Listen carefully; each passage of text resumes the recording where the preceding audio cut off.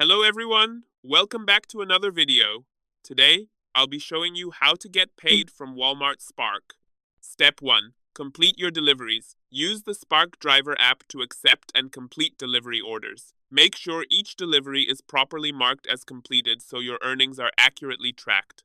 Step 2. Check your earnings. Open the Spark Driver app and navigate to the earnings section. Here you'll see a summary of your weekly earnings. Step 3. Receive payments via Branch. Walmart Spark processes payments through Branch. Your earnings are automatically deposited into your Branch digital wallet every Tuesday. Step 4. Access your money.